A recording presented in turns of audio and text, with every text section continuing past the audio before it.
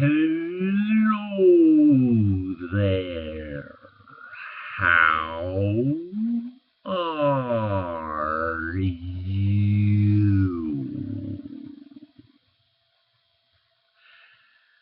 Wouldn't it be annoying if I talked like that the entire time? Yeah, it would be. So I won't. Hi, it's me, Patrick, once again with an awesome lesson of awesome proportions. Okay, maybe that's too much awesomeness?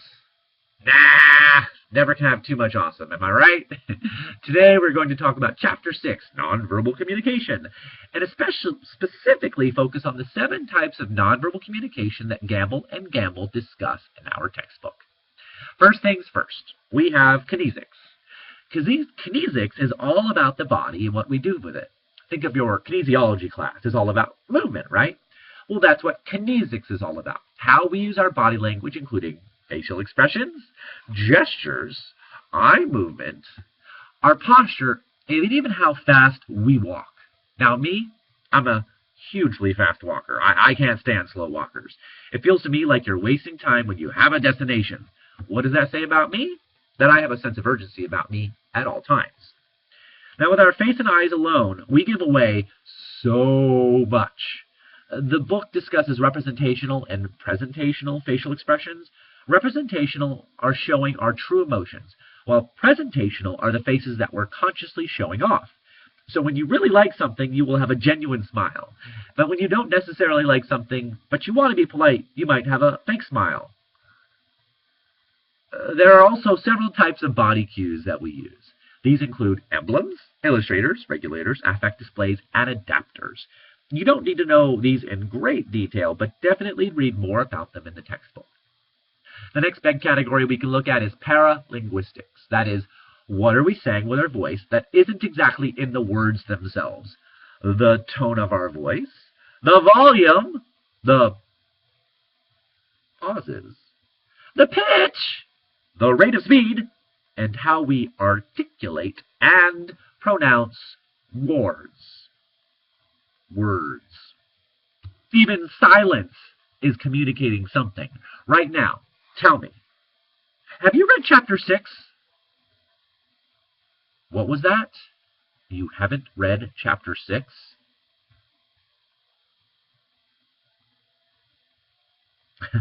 Wow, see that? Silence can communicate a lot. That's why we often say it's impossible to not communicate. We are always communicating. But seriously, you didn't read Chapter 6? Okay, next. The big category is called proxemics. This is the distance that we keep from those around us. This is based a lot on context, culture, and our relationship to the people we are in contact with. We will obviously be much physically closer to people that we are romantically or sexually involved with, perhaps versus our classmates or our coworkers. And with strangers, we'll keep the biggest distance, at least in our American culture. The next big category I want to discuss is haptics, that is, touch. A lot of times, touch goes hand in hand, get it, with proxemics. If we're very, very close to somebody, we'll also very likely be touching them. I mean, duh, right? There are many types of touch, which I won't go into right now, but we communicate a lot with touch. Affection, caring, concern, happiness, love. So much we can communicate with just a little touch. Whew, 4 minutes. This video is kind of long. Time for a break, maybe? Yeah, let's do that. Just hit pause. I'll wait for you.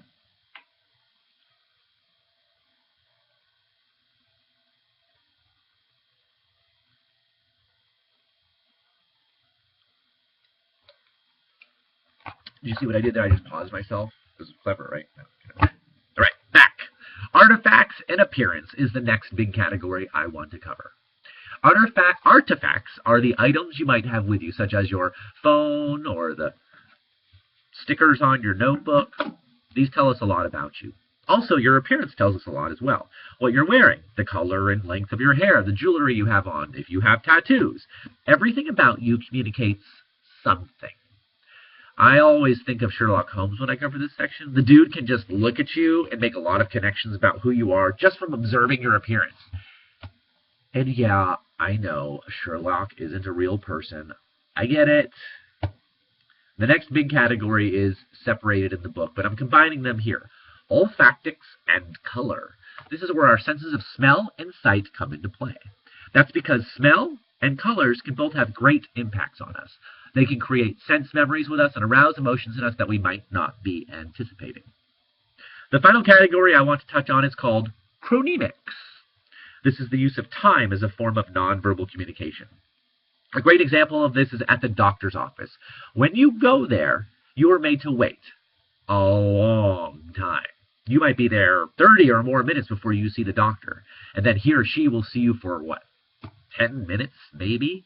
And then more waiting while the nurse gets you your shots or anything else you need. Annoying, but that's the use of time. Doctors have a much higher status than us, so their time is more important than ours. At least, that's the norm in our society. So, that's nonverbal in a nutshell. To recap, we have kinesics, all about the body, paralinguistics, all about the voice, proxemics, all about distance, haptics, all about touching, artifacts and appearance, all about what we wear and carry with us, color and smell, all about calling forth sense memories, and chronemics, all about time. And speaking about time, it's about time for this video to end. Now go out there and communicate with the world. It'll be awesome. Gotta stop the video. The stop sign is, I hate this so much. The stop thing is over here. I'll stop. Bye.